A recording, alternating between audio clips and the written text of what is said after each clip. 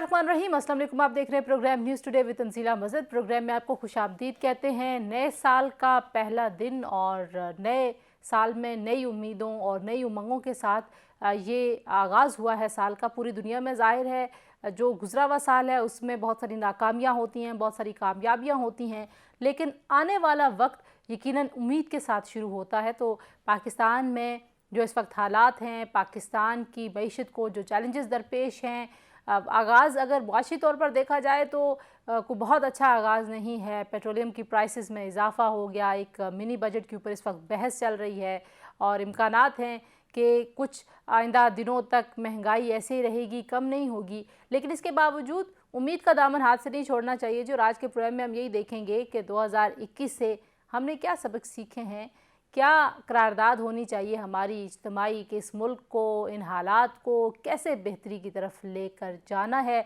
मेरे साथ बहुत ही ज़बरदस्त सा पैनल मौजूद है, उनसे पूछेंगे कि नए साल के आगाज़ में वो क्या सोच रहे हैं और 2022 क्या तब्दीलियाँ लेके आएगा। बहुत सारे जो पंडित हैं सियासी वो इसको इलेक्शन का साल कहते हैं, होगा इलेक्शन या नहीं होगा। बहुत सारे लोग कह रहे हैं नवाज शरीफ साहब वापस आ रहे हैं, एक बार फिर हम डील की बातें सुन रहे हैं और इन तमाम सिनेरियोज़ में कुछ अहम ओहदों पे नए लोगों ने आना है। चीफ़ ऑफ आर्मी स्टाफ की रिटायरमेंट है, चीफ़ जस्टिस ने जाना है, नए चीफ़ जस्टिस ने आना है। तो ये मुल्क, इसमें जो चैलेंजेस हैं, सियासी जमातों के जो हालात हैं, जो सियासी तनाव है, जो अपोजिशन का मिजाज है और जो हुकूमत का मिजाज है, इसमें कुछ बेहतरी आएगी या नहीं, ये पूछेंगे। हमारे साथ मौजूद हैं जी वफाकी वज़ीर इत्तलात फवाद चौधरी साहब, हमें पाकिस्तान पीपल्स पार्टी से ज्वाइन कर रहे हैं उनके सीनियर रहनुमा कमर ज़बान कायरा साहब, और हमें पाकिस्तान मुस्लिम लीग नवाज से ज्वाइन कर रहे हैं उनके सीनियर रहनुमा डॉक्टर तारिक फजल चौधरी साहब हमारे साथ मौजूद हैं, lieutenant general retired Amjad Shoaib साहब। चारों मेहमानों का बहुत शुक्रिया जी। और मैं गुफ्तगू का आगाज़ फवाद साहब आपसे ही करना चाहूँगी। इस वक्त अगर हम नए साल की तरफ देखते हैं तो पीछे मुड़ के भी देखना चाहिए। 2021 के हाइलाइट्स अगर आपसे मैं पूछूं तो क्या थे हुकूमत के लिए, पाकिस्तान के लिए क्या अच्छा था 2021 में, और 2022 को आप कैसे देख रहे हैं? साल 2021 की सबसे बड़ी हाईलाइट, अगर आप वैसे हर शोबे की एक अपनी हाईलाइट है। पाकिस्तान में क्रिकेट दोबारा जो है उसका आगाज हुआ और उसके बाद पाकिस्तान में जिस तरह से हमने कोरोना का मुकाबला किया, जब पूरी दुनिया कोरोना जैसे अफियत के सामने बेबस थी, पाकिस्तान ने जिस तरह उसका मुकाबला किया। उसके बाद पाकिस्तान में सियासी इस्तेहकाम रहा, पाकिस्तान के अंदर एक जो इंडस्ट्रियलाइजेशन है उसकी इब्तिदा हुई, जो बिल्कुल डी इंडस्ट्रियलाइज हो गया था। उसके बाद कंस्ट्रक्शन सेक्टर में हमने बूम देखा, हमने एग्रीकल्चर सेक्टर में बूम देखा, और फिर साल के आखिर में हमने जो दो बहुत बड़े जो वेलफेयर के प्रोजेक्ट्स, जिसमें सेहत कार्ड शामिल है और आपका राशन कंसेशन शामिल है, वो लॉन्च देखा। स्पेशली जो सेहत कार्ड है खैबर पख्तूनख्वा और पंजाब के अवाम के लिए एक बहुत ही बड़ी रिलीफ जो है, उसके साथ ये सूरज जो है गरूब हुआ। अच्छा, आप खुद अपने लिए नए साल की कोई करारदाद बनाते हैं? न्यू ईयर रेजोल्यूशन एक रवायत सी है, लेकिन ज़ाती तौर पे अगर पूछूं तो क्या सोच रहे हैं 2022 में, कौन सा वो काम है जो करना चाहेंगे? और फिर मैं आपसे इज्तिमाई और कौमी रेजोल्यूशन भी पूछूंगी। एक तो जो है वो अपने लिए तो काम ये है कि जिम नहीं कर सका 2 साल से जिम शुरू करना है, जो एक बड़े ही आम सा हर बंदा का रेजोल्यूशन करता ही है। तो अब देखते हैं, शुरू जो है वो हो तो चुका है, अब देखते हैं कितनी देर कायम रहता है। डॉक्टर साहब, सबसे पहले तो आपको नए साल की मुबारकबाद। और 2021 कैसा रहा, क्या हाईलाइट आपके जहन में है? 2022 के लिए क्या सोच रहे हैं, कैसा होगा साल पाकिस्तान के लिए? बिस्मिल्लाहिर्रहमानिर्रहीम। तंजीला, मैं आपकी सतत से तमाम कौम को नए साल की मुबारकबाद देता हूँ और मैं उम्मीद रखता हूँ और दुआ भी करता हूँ कि अल्लाह ताला की ज़ात इस साल पाकिस्तान के लिए और पाकिस्तानी कौम के लिए ढेरों खुशियाँ लेके आए, और हमारे जो मसाइल जिनसे हमारा मुल्क घिरा हुआ है और कौम जो है वो, मैं ये कहूँगा कि एक आजमाइश के आलम से गुजर रही है, अल्लाह ताला सबके लिए आसानियाँ पैदा करें। जो आपने बात की जी 2021 की, देखें, एक बड़ी मारूफ स्टेटमेंट है जो सुन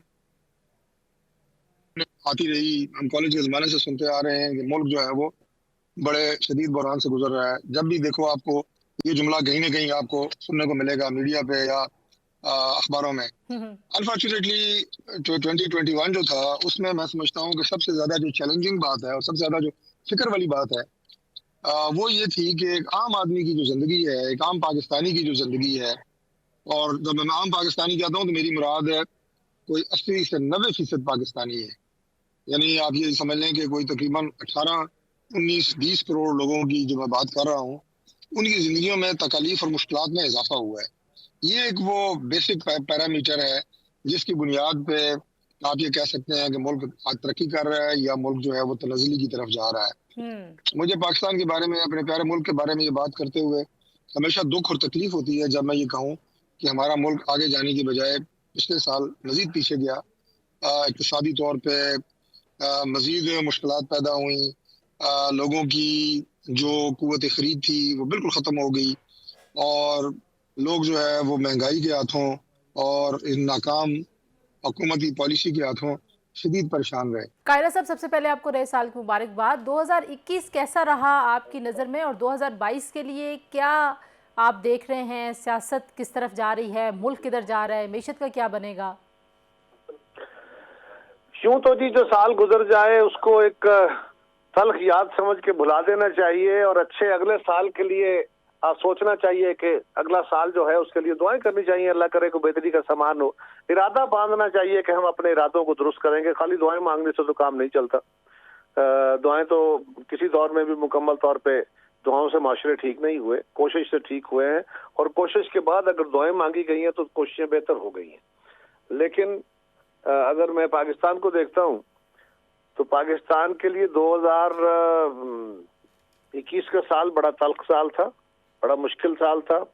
इकोनॉमी के हवाले से, पाकिस्तान के अंदर गवर्नेंस के हवाले से, पाकिस्तान को दरपेश चैलेंजेस के हवाले से, और आए दिन बढ़ती हुई महंगाई, आम आदमी के टूटते हुए ख्वाब, बहुत कुछ है कहने को।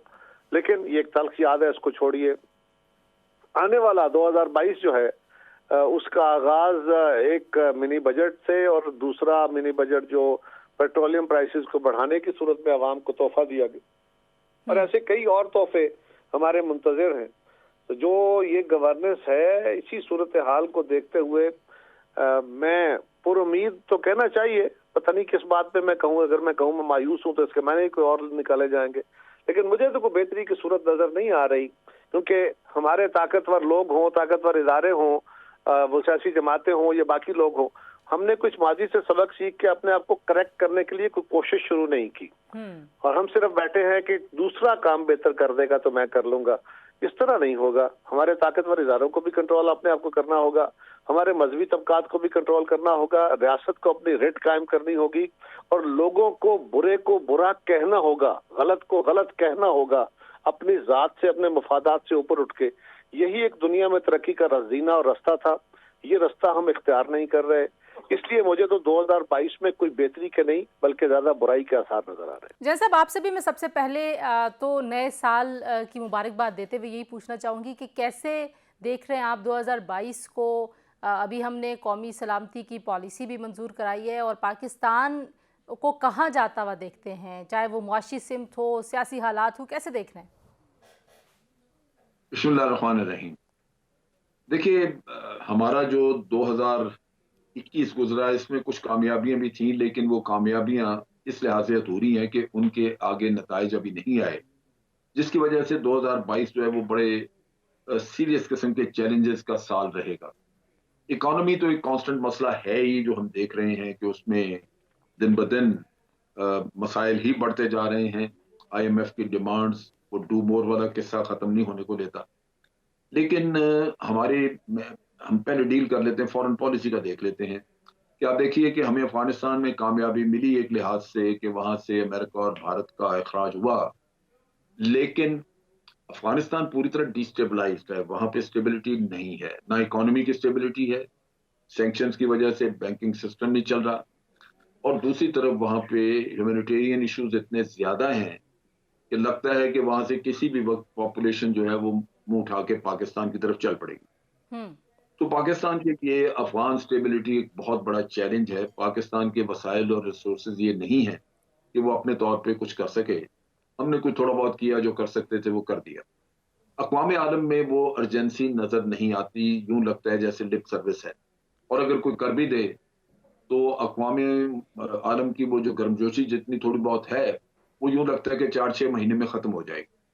तो मेरा ख्याल है कि अफगानिस्तान तो हमारे लिए आइंदा चैलेंज ही रहेगा। कम से कम 2022 में तो मुझे नहीं लगता कि अफगानिस्तान में स्टेबिलिटी आएगी। और जब इंस्टेबिलिटी इस किस्म की हो तो टेररिज्म भी बढ़ने के चांसेस मौजूद हैं, क्योंकि अवाम अगर आपसे मुतमईन ना हो, अवाम ये सोचना शुरू कर दे कि अशरफ गनी या पुराने हुक्मरान ठीक है, चोर थे, जो भी थे, लेकिन हमें रोटी मिलती थी, और अब ये बड़े नेक लोग भी आ गए, लेकिन शरीयत को क्या करें जब हमें खाने को कुछ नहीं मिल रहा। हम्म। तो ये बहुत बड़ा एक डेंजरस टर्निंग पॉइंट हो सकता है, जिससे कि अफगानिस्तान में इंटरनल इंस्टेबिलिटी यानी लॉ एंड ऑर्डर का एक मसला बन सकता है, और उससे पाकिस्तान लाजमन इफेक्ट होगा। जी बिल्कुल ठीक है जी, कुछ चैलेंजेस हैं, कुछ कामयाबियां हैं, लेकिन ब्रेक लेते हैं, ब्रेक के बाद वापस आएंगे। तो न्यू ईयर रेजोल्यूशन क्या है मेरे मेहमानों की, और हुकूमत और इस मुल्क को क्या करना चाहिए, कुछ इस पर बात करते हैं, हमारे साथ रहिए।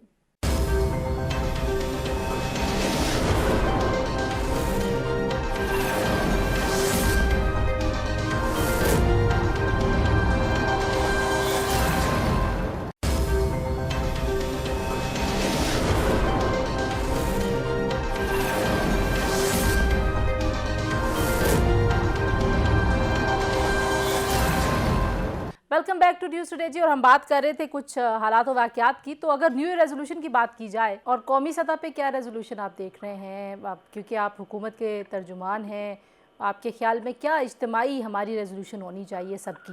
इज्तिमाई ये जो है वो एक तो यही होना चाहिए कि हमारा जो पहले तो जिस तरह से आज मैंने सुबह अपना ट्वीट भी किया कि मैं समझता हूँ तलखियाँ कम हों, और कुछ हम पाकिस्तान के अवाम के लिए जो इस्लाहात हैं, जिसमें अदालती इस्लाहात बहुत आम हैं, एडमिनिस्ट्रेटिव इस्लाहात हमें चाहिए, बुनियादी इस्लाहात के लिए हुकूमत और अपोजिशन जो है वो मिल बैठें, और कोई अवाम को ये पैगाम जाए कि हम एक नुक्ते के ऊपर इकट्ठे भी हो सकते हैं। कुछ तलखियों को कम करने की ज़रूरत है, और कोशिश होगी कि ये तलखियाँ कुछ कम हों और हम आगे बढ़ सकें। हम बिल्कुल एक जगह के आकर जाम से हो गए हैं, रुक से गए हैं, आगे नहीं बढ़ रहे। अच्छा डॉक्टर साहब, आपसे भी मैं यही पूछना चाहूँगी कि नए साल के लिए करारदाद हर शख्स कोई अपने लिए सोचता है, मैंने ये करना है, तो आप क्या सोचते हैं, और फिर मुल्की और कौमी सतह पे आप क्या सोचते हैं कि क्या होना चाहिए? लेकिन पहले ख़ुद बताइए कि क्या सोचा आपने 2022 में अपने लिए कि ये काम मैंने लाजमी करना है, जो मुझे करना चाहिए? देखिए जी, जिस शोबे से मेरा ताल्लुक है, पहले मैं डॉक्टर हूँ, फिर उसके बाद ज़ाहिर है सियासत में एक सियासी कारकुन की हैसियत से। तो आप ये कहें कि एक अच्छा जो सियासी कारकुन होता है वो हमेशा ये देखता है कि मैंने अपनी पिछले साल के अंदर कहाँ मैं खामियां रही, किन किन को हमने दूर करना है, किन किन चैलेंजेस का मुकाबला हमने किस तरह करना है। तो बहुत सारी ऐसी चीज़ें हैं जो आप ये कहें कि अपनी ज़िंदगी में बेहतरी लेके आते हैं, अपने टारगेट्स को अचीव करने के लिए ज़्यादा मेहनत करते हैं। और उसके बाद मैं ये समझता हूँ कि ये साल जो होगा, अब सियासी है तो ज़ाहिर है सियासी बात सबसे पहले करनी होती है। ये मुझे लगता है इलेक्शन का साल होगा पाकिस्तान में, और उसकी तैयारी, और बल्दियात का आगे इलेक्शन, उसकी तैयारी। ये वो बातें हैं जिनसे ज़ाहिर है एक आम आदमी मतलब मुझसे सुनना चाहेगा। बाकी ज़ाहिर है कि आपकी निजी ज़िंदगी की चीज़ें होती हैं, वो शेयर करने वाली नहीं होती। कायरा साहब, क्योंकि हम अक्सर जब बात करते हैं नए साल में कैलेंडर बदलता है, हालात बदलते हैं, यानी, लेकिन आपने कहा इरादे बांधने चाहिए, तो आप अपने लिए कोई न्यू ईयर रेजोल्यूशन भी सोचते हैं, और फिर इज्तिमाई सतह पर जो सियासतदानों का तबका है उसकी आप नुमाइंदगी कर रहे हैं, तो आपको लगता है कि कोई रेजोल्यूशन होनी चाहिए कलेक्टिव भी सियासतदानों के लिए और सियासी जमातों के लिए? दूसरा रास्ता नहीं है जी, कोई दूसरा रास्ता नहीं है। अगर हमने इस मुल्क को बचाना है, इसके हालात ठीक करने हैं, तो सिर्फ एक रास्ता है कि हम तनाव, लड़ाई, तसादम के बजाय जो हमारे एक इदारों के दरमियान बैनुल इदारा जाती एक डायलॉग, एक नया कॉन्ट्रैक्ट की सूरत आए। जमातें भी सोचें, हमारी इदारे भी सोचें, हमारे ताकतवर लोग भी सोचें, हमारे उलमा भी सोचें, और हमें किसी एक फोरम पे लेके आएं, और पाकिस्तान के अवाम ये अहद करें कि हम बुरे को बुरा, गलत को गलत कहेंगे। जब तक ये नहीं होगा, जो जिस वेस्ट की हम मिसालें देते हैं, जिस वर्किंग डेमोक्रेसी को हम अपना रोल मॉडल समझते हैं, उसकी बुनियाद कानून नहीं है, उसकी बुनियाद आइन नहीं है, उसकी बुनियाद वो मुआशरती रवैया है जिसमें वो गलत को गलत कहते हैं, गलत के सामने खड़े हो जाते हैं। जब तक ये नहीं होगा, हम बेहतरी का रास्ता पैदा नहीं होगा। मेरी जमात के अंदर हमने 5 तारीख को अपनी सीईसी रखी है, और सीईसी के अंदर हम अपने माजी को भी रिव्यू करेंगे। पीपल्स पार्टी कहाँ खड़ी थी, आज कहाँ है, और पीपल्स पार्टी को कल कहाँ होना चाहिए, और जहाँ जाना है वहां जाने के लिए हमें क्या करना चाहिए। इस पाकिस्तान को जिस तरह भुट्टो साहब ने कोई ख्वाब देख के इस समाज को तब्दील करने के लिए, इसकी मौशी जिंदगी को तब्दील करने के लिए, इसकी समाजी जिंदगी को, सियासी जिंदगी को तब्दील करने के लिए जो इकदाम उठाए थे, उनके असरात कितने अच्छे आए, कितने खराब आए, ये एक अलग बहस है। लेकिन वो जो सम्राट थे, उसके नतीजे में वो आज भी लोगों के दिलों में जिंदा है। अगर कुछ लोग उनसे मुखालफत करते हैं तो बहुत बड़ी तादाद आज भी उनकी तारीफें करती है। तो पीपल्स पार्टी को आज अपनी ये तारीखी जिम्मेदारी अदा करनी होगी, और फिर पीपल्स पार्टी को एक और जिम्मेदारी भी अदा करनी है।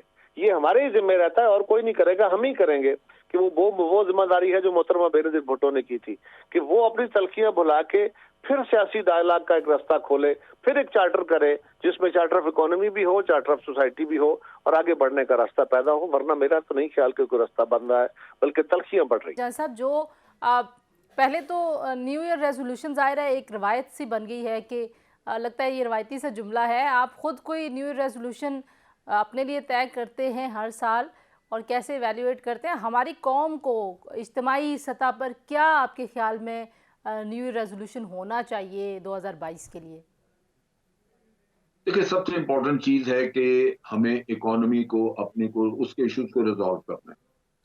और ये जो सियासतदानों का अभी ग्रोह है मुख्तलिफ पोलिटिकल पार्टीज में, ये इंतहाई नाकाम और कैलस किस्म का तबका साबित हुआ है। उसकी वजह ये है कि किसी एक पार्टी के बस की बात नहीं है कि वो इकोनॉमी के इशू रिजॉल्व कर सके, उसमें बड़े सख्त मेजर्स लेने पड़ेंगे। और आज अगर आप कहते हैं जी हम ताजरों पे टैक्स लगाएंगे, तो पीटीआई ताजरों पे टैक्स लगाने की बात करती है, ऑपोजिशन उनके साथ खड़ी हो जाती है, जबकि ये टैक्स लगाए बगैर आपका मामला हल नहीं होगा।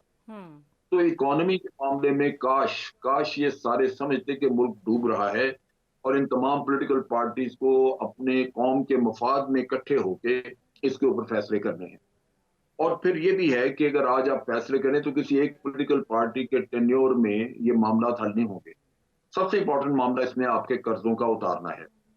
जब तक कर्जे बढ़ते रहेंगे, इस लेवल पे रहेंगे, आपकी इकोनॉमी में इतनी सख्त नहीं है कि वो कर्जे उतार सके। हमेशा कर्जे उतारने के लिए मजीद कर्जे लेने पड़ेंगे, और नतीजा ये कि मुल्क जो है वो आज पहले ही अपनी तकरीबन 85 to 90% GDP जो है वो कर्जों में अपने डुबो रहा है, और डेवलपमेंटल वर्क जो है वो तकरीबन रुके हुए हैं। लेकिन कल को आपका दिफा भी रुक जाएगा।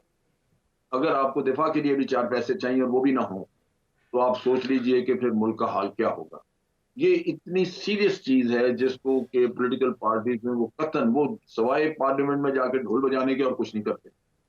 तो ये बड़ा जरूरी है कि इस पे कौम उनको इस्तदा करे, उनको कम से कम इस तरफ लाए कि बाकी अपने जितने भी आपके हैं आप इख्तलाफात, उनको बाला ताक रखें, और खुदा का वास्ता है इस इकोनॉमी और कर्जा उतारने के लिए स्ट्रेटजी वर्कआउट करें कि ये मुल्क कर्जों से कैसे जान छुड़ाएगा। जी बिल्कुल, ठीक हो गया जी। ब्रेक लेते हैं एक और वापस आते हैं ब्रेक के बाद, और बात करेंगे कि पीपल्स पार्टी पंजाब में वापसी के लिए कितनी पूरी उम्मीद है, और हुकूमत जो है वो कोई खुशखबरी दे रही है या नहीं दे रही। तो ब्रेक के बाद वापस आते हैं, हमारे साथ रहिए।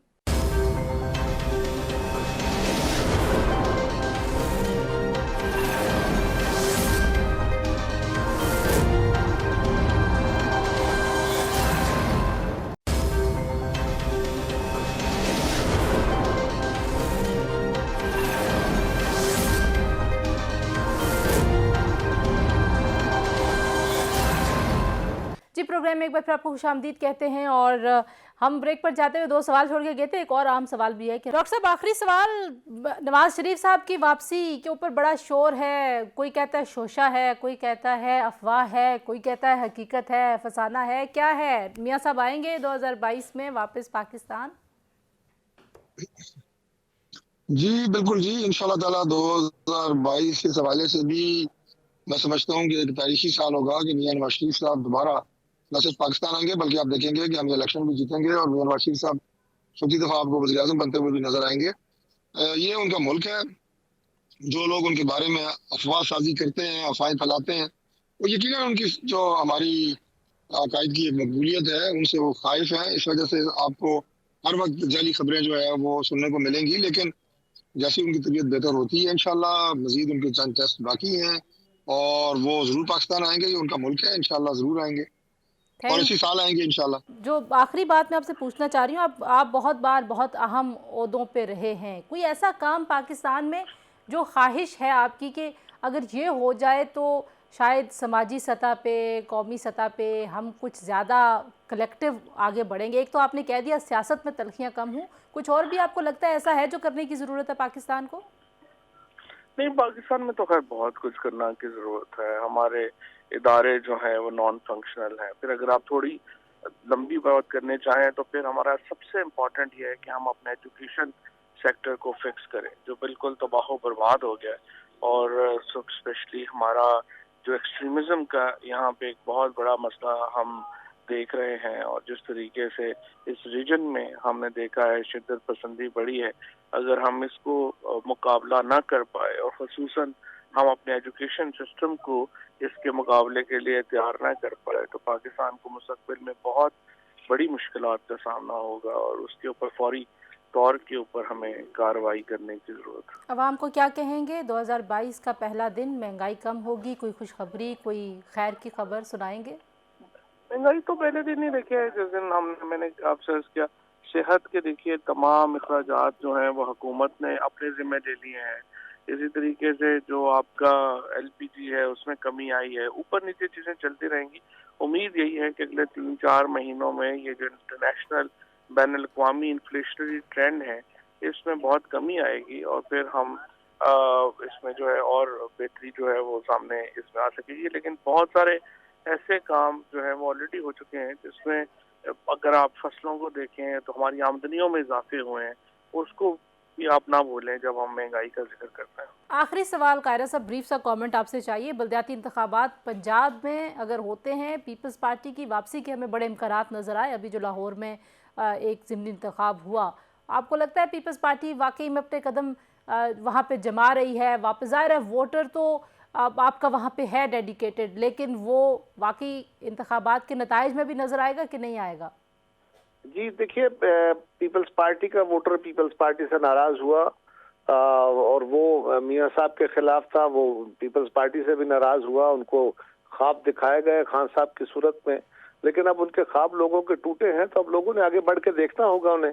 नेचुरली अपने कुछ जगहों पे आपने देखा भी, और मजीद ये है कि हमें मेहनत करनी पड़ेगी। आसानी से खुद ब खुद लोग नहीं आ जाया करते।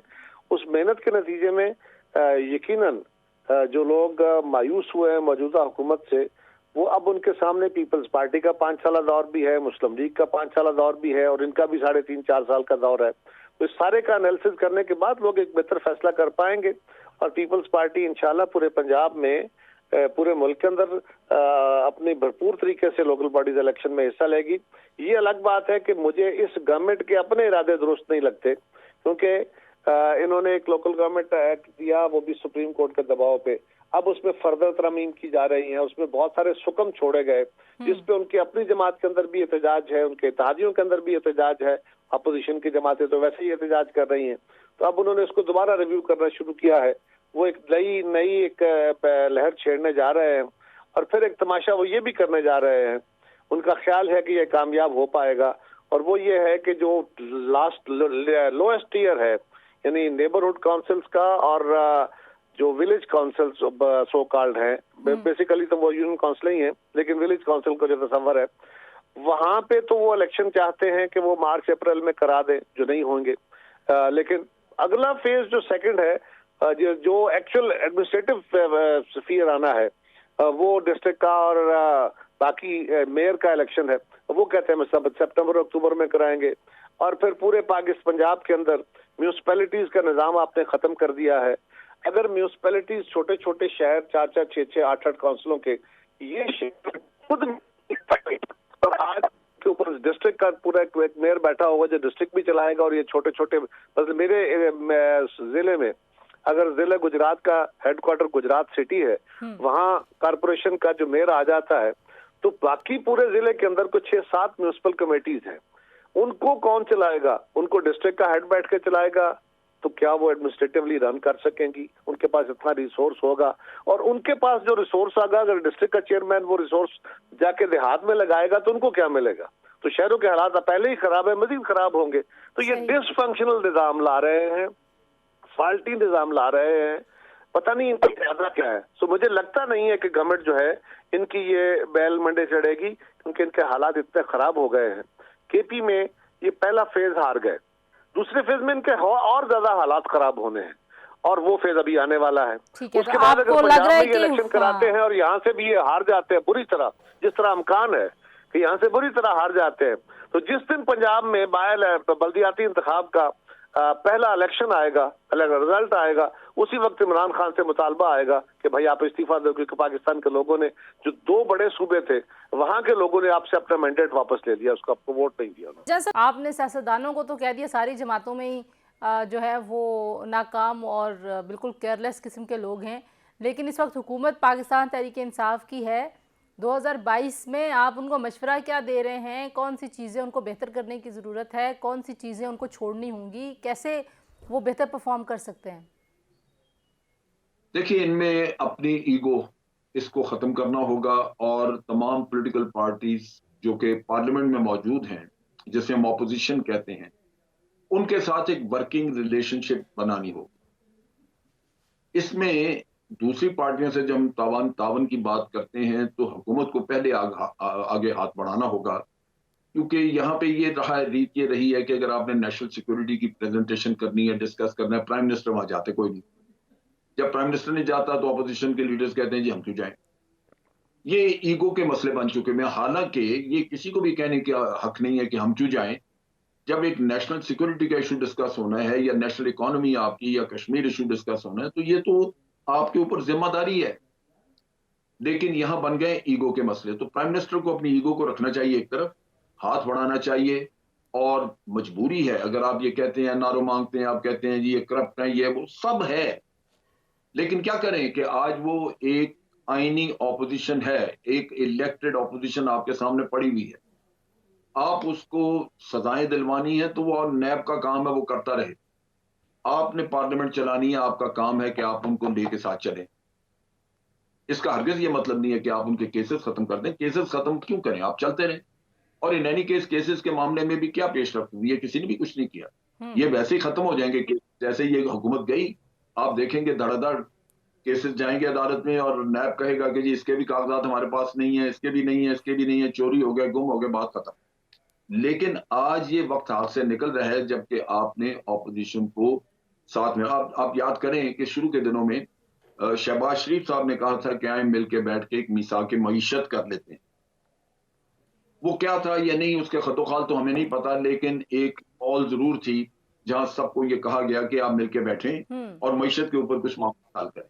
तो वो जरूरी है कि आप कम से कम ये जो हमारे सर्वाइवल के इश्यूज हैं, उन पे ऑपोजिशन के साथ हाथ मिला के उनको साथ बिठाएं और फैसले करें। आम लोगों के लिए जैन साहब साल अच्छा होने वाला है, या आपको लगता है मुश्किल ही रहेगा, महंगाई भी रहेगी और हालात खराब ही रहेंगे? महंगाई मेरा ख्याल है कि अगले 3-1 महीनों में कुछ कम हो जाएगी। अच्छा। और उन हालात बेहतर होंगे। लेकिन एक हमारा अपना नेशनल कैरेक्टर भी है। आप देखिए कि चीनी की कीमतें ऊपर गई थी, हम कह रहे थे जी मुनाफाखोरी हो रही है, इसको कीमतों को कम करें, नीचे लेके आए। चीनी की कीमतें नीचे आ गई, लेकिन आज गुड़ बाजार में 170 रुपए किलो है। वो तो शुगर मिलें नहीं दे रही, वो तो किसान लाके मार्केट में बेच रहे। तो प्रॉफिटेरिंग जो है ना, प्रॉफिटियरिंग, ये मुनाफाखोरी, जैसे आप देखते हैं कि रमजान में फौरन कीमतें 5-4 गुना ऊपर चले जाती हैं। गुनाह बख्शवाने के लिए मस्जिद में जाते हैं, आते ही गरीब गुरबा को लूटना शुरू कर देते हैं।